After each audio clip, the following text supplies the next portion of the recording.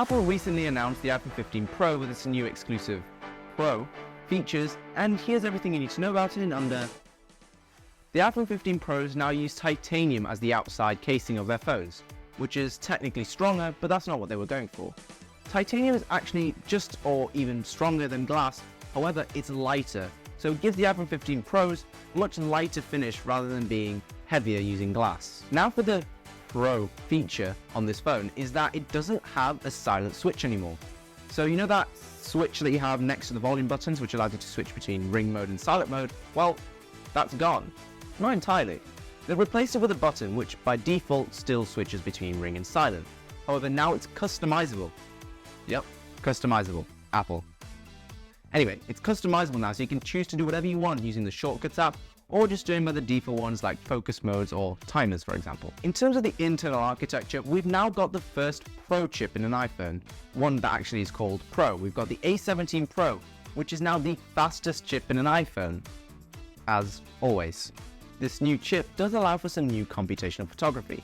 It allows for some more focal lengths. So apart from the usual 24mm, we now have the 28 and the 35mm options on your camera for just a one-time zoom. In terms of the physical hardware of the cameras, we now have a new 5x telephoto lens, which allows you to zoom in much further than ever before on an iPhone.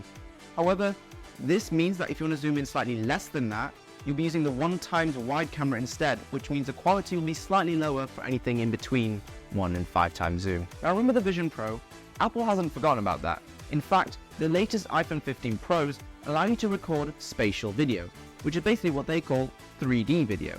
So remember when you had that option to record using the headset to get a 3D video which you can watch later and it feels more immersive? Well, now you can do that with your phone too. And sort of on the line with cameras, you've got portrait mode after the photo's been taken.